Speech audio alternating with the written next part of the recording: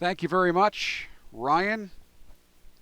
Tony Alford, recruiting coordinator. Always a great interview. Wide receivers, running backs coach here joining us right now. And as the recruiting coordinator, let's look if we can. The process isn't quite complete yet, but let's look at the big picture in terms of the needs you knew you had coming into this recruiting season and how you think you filled them. I think we did a good job. I mean, time will tell, and no one's going to sit here and say, "Oh, we didn't do well." But we like our class, obviously, and I think the entire staff did a great job, and um, it's a very unique class in the fact of how close they are, and this is a very close knit group of young guys, and we had 16 of these gentlemen were committed prior to the season ever kicking off.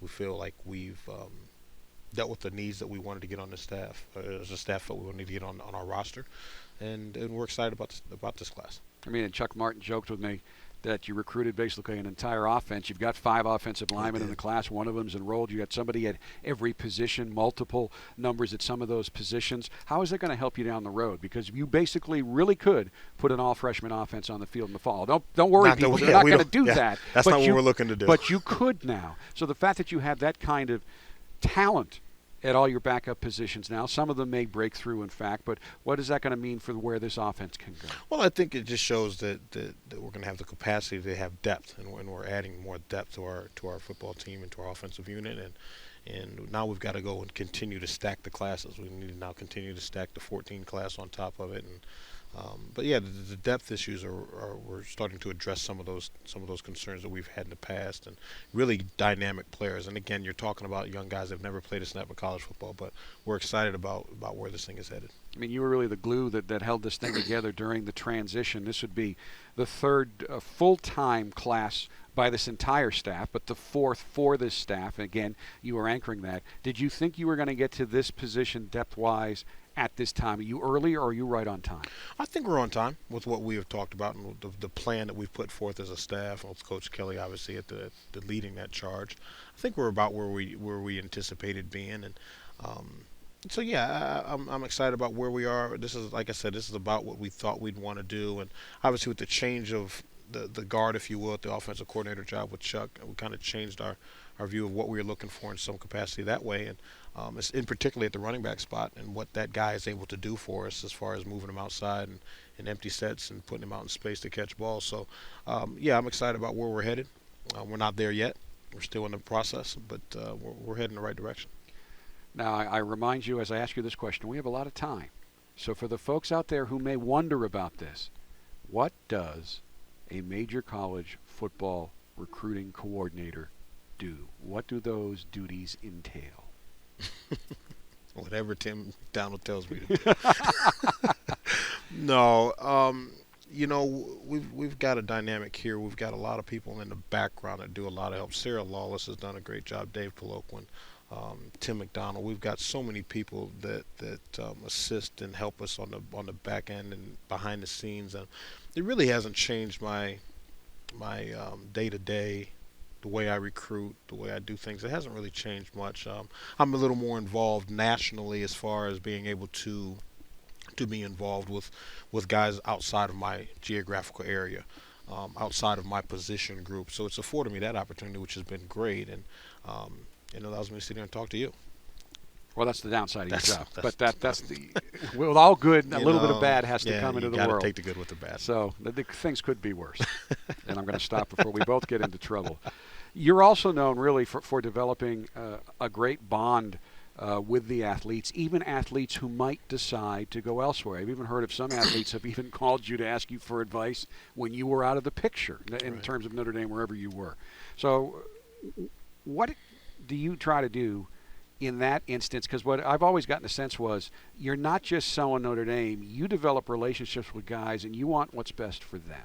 Well, I grew up in a house of educators, and my father was a high school coach for a while, then an assistant principal, then became in the administrative levels as an assistant superintendent. My mom was in the high school counseling area. So I think coaching is nothing more than teaching, and just in a different classroom setting, if you will. But we're here to educate youth. We're here to help young men. And the day that stops is the day that I need to probably go try to coach in the NFL, the day that it stops educating these young men and we're here to help them change their lives. We're here to help them to become men, better men than they were walking in. And sometimes that may not be with you. And if you're going to be true to form and you're going to sit in a young man's house with their family and talk to them about mentoring them, and you talk to them about trying to do what's right by them, there wasn't the caveat that said only if you come with me. And maybe some guys do it that way, and that's fine if they do. I'm not going to say one way is better than the other. This is how I've always functioned. And I know if someone has ever sit in my household with my children, I want to know that they're going to do what's right by my child, and not necessarily only if it benefits them. So yeah, I think you build relationships, but and you never know. You know, your paths may cross another day, and you never know. But that's not the reason you do good deeds. I just try to do what I'd wish someone to, wish them to do for my own children, things that guys have done for me. Now, you touched on it, this process. There's a lot of people involved with the recruitment of each athlete. The position coach also gets involved. Coordinators get involved. You get involved. But there's also specific athletes where each coach might be the main contact. So I want to talk about some of the guys you were the main contact for. Let's start with Greg Bryant, the running back out of Delray Beach, Florida. Greg's exceptional talent and really neat young guy. I've garnered a really good relationship with him. Actually, when we started recruiting him back in May, and then he committed to Oklahoma. When he decommitted in, I guess, early part of fall, maybe it was late summer, we didn't get back in. We didn't really start approaching him again until the Monday prior to USC, where he and I had been on the phone, and we have been since that day. We've talked every day for probably about 40 minutes, a half hour to 40 minutes every single day. I probably talk to him now about 2 to 3 times a day. So we just built up a great relationship in that course of time, and had some real heart-to-heart talks about where he wanted to go as a young man, as a football player, and as a young man. Had some really good conversations with his father, who's very instrumental in his life, as an assistant coach there at the school, Greg Sr. Had some real heart-to-heart conversations about what he's looking for his son, and if Notre Dame was the best fit for him. And the young man came on campus, loved what he saw. Really, our players did a great job of spending time with him and kind of showing him what Notre Dame was about, and he decided it was the best place for him. Michael Deeb, the linebacker out of Plantation, Florida. Tenacious, hard working. The kid he's a guy that he's a tireless worker, and he loves to play the game. Nothing's ever good enough. Great family. Again, they came on this campus, looked around, saw it, left the campus. 2 days later, said, "This is crazy. Why? We know this is what we want to do," and therefore he made that decision. But he's got great leadership qualities about himself. You go to that high school and you watch how people interact with him and how he interacts with the rest of his student body population. People got a lot of great respect for him down in that part of the country, and we're really excited to have him. Now, Mike Hireman's a tight end out of Naples, Florida. What I found fascinating was he's from Naples, and he and his brother played a lot of hockey. Yeah. Weird dynamic, huh? A little bit, but did it make him tougher? Hockey players? No doubt, he's a tough guy, but he can't help but be tough in that house. I mean, he's got his dad, and who played at Michigan basketball and a little bit in the NBA, and Paul doesn't leave any stone unturned, and if he's not careful, his brother Jeff will beat him down too. So, he's at Ohio State, and they've got a younger sibling too. That they're all tough-minded guys, and their dad stays on them, and they're not silver spooned in any way, shape, or form, and they're tough kids, and they're very mature in how they go about their business. Mike, Mike got a great relationship. He can be the class clown sometimes, but he's like the mayor when you walk down to Barron Collier High School. He's like the mayor walking around the hallways. But when it comes time to go to work, there's nobody as diligent as him. When I first came to Notre Dame in the early 80s, Tom Lemming was just starting as the first football recruiting analyst. Now it's become such a huge industry. No doubt. I know one of your players wrote about how proud he was to get his 5th star or his 4th star. Yeah. And we don't talk about it on this show much, and I know you guys don't talk about it that much. I've always found, and I talked with Coach Diaco about this a few moments ago, that I have no doubt that those are very good ratings of where the player is as he graduates high school. But in football in particular, because of the changes in speed and size, and all the youngsters are still growing, I'm not sure how great a predictor that is of superstardom at the next level. Yeah, I would agree with that, Jack. They're going to give out stars, but there's such a growth maturation with young men in this game, and so how do you ever really know? You never know. You're really projecting, and hopefully you're projecting the right way, and you've got a good eye for it. And I think our staff does. But the stars are stars, and that's for someone else to debate. Who's a fifth star? Who's a four-star? That's for someone else to debate. All I know is this: is we painstakingly go through our efforts here within our building, and we try to get the guys that we feel as a staff are going to fit our needs. We feel as a staff are going to fit in our locker room and with our players, and we spend a lot of time going over that, not just as players but as people. We spend a lot of time seeing, does this guy fit? Is he the right kind of guy? Is the words we use in this building. But is he a fit for this football program? And it doesn't matter how many stars you have, but can you play winning football for us? And again, I ask that not to in any way denigrate stars, and you No. guys are right up at the top. You have as many stars as virtually any other program.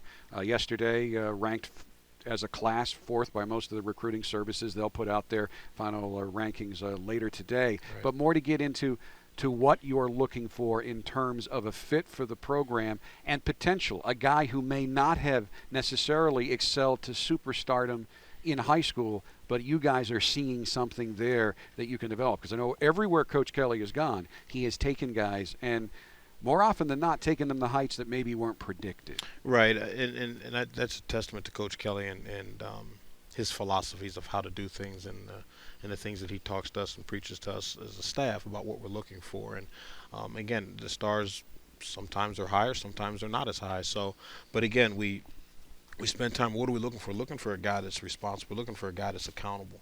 You're looking for a guy that's a team-oriented guy. You're looking for a guy that wants to win and be a champion at all levels and in all aspects of his life. And Notre Dame's a great place. We all talk about the academic infrastructure, but we also want a guy that wants to win a national championship. Yeah, we want you to get the best degree, but we also want to win a national championship. We make no bones about that, and we want that guy that wants to do them both at the highest level. And so again, we spend a lot of time talking about those things, and that's not for everybody. You're going to be challenged when you come to Notre Dame. You're going to be challenged athletically. You're going to be challenged academically. You're going to be challenged socially, spiritually. If you don't want that, that's fine. Then Notre Dame's not your place. And so it takes time getting to know guys, and it takes time spending time with them and their families to figure out, is this for you, and are you for us?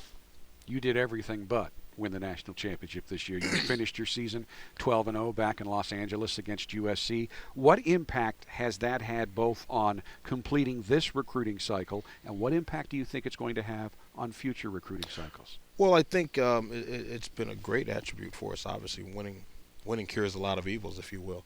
But again, as I said earlier, we've had 16 guys that were committed to this class before we ever took a snap in the 2012 season. Now, some guys got in a little bit later, and that, I think a lot of that had to do with us having success on the field, which is huge. I think where you're really, hopefully, we're going to see the dividends start to pay off is in the 2014 class. In our approach to how we go about that. Where Dave Poloquin's done a great job as far as in our technological area, as far as putting out a thing on Inside Notre Dame Football on one of those new apps for guys to look into our program, the younger classes upcoming. But a lot of it's going to be, again, you still got to go win it. You still got to put a good product on the field that these guys in the 2014 class and the 2015 class and beyond are going to look at. You have to have a good product on the field, and I think we've established that, or we're establishing that, and you just got to continue the trend. And what we're having right now, we've got a lot of interest built in our program. And I think it's because people know we're doing it the right way. We certainly want to thank Dave and the staff, Coach Kelly, the whole staff, for allowing cameras in the locker room pre- and post-game now. And somebody once joked, well, they had to stage that. Well, we don't stage anything. That is how you guys deal with the players, what happened in that locker room. And I think really could see how everybody in particular, Coach Kelly, Coach Diac a little bit, the teachers that you are, the adjustments that are made, how you motivate, and the consistency game to game, really regardless of what's happening. We talk, you can go out and you can sit in someone's home and you can tell them all you want about, oh, we're a family, here's how we do things, and yeah, we like this and we like that. But when they can actually see it, when they can actually look up and see it and maybe reach out and touch it, that brings more credence to it, and it obviously makes it real for them, and they can look at our staff and say, yeah, this is exactly how they do talk to their players. They're not just talking to me that way as a recruit. They're not doing a sales job. We're in a locker room. This is the heat of the moment, and you're watching how our coaches interact with our players, and our players interact with one another. And so when we talk about the close-knit family atmosphere that we have, the videos that you guys get to come in and see, and you can see that that's real. Now, I can't let you go until we go back onto the field and your coaching duties on the field. Let's take a look at the two positions that you coach that are critical to this offense, both running back and slot wide receiver. How do you see those in 2013? Well, I think, you've got some guys coming back in George Atkinson, Cam McDaniel. Those guys have played a little bit, not a ton, but they've played some. They've had some time on the field and been productive in their own right. You have Will Mahone, you have Amir Carlisle come back. So this spring is going to be interesting to see how that all transpires.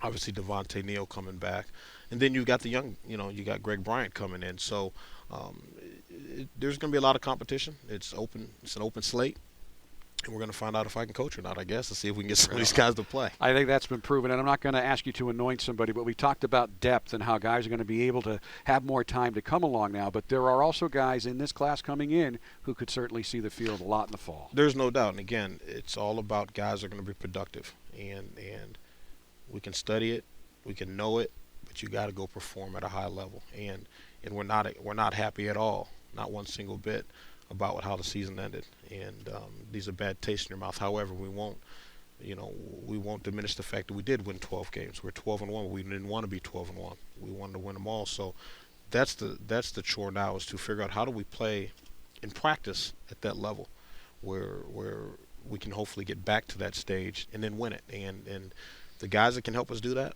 and the sooner they can help us do that, the more the guys are going to be playing.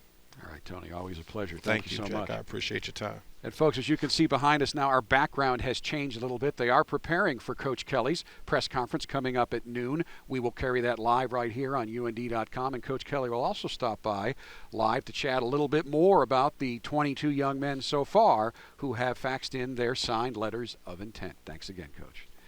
Back to you, Ryan.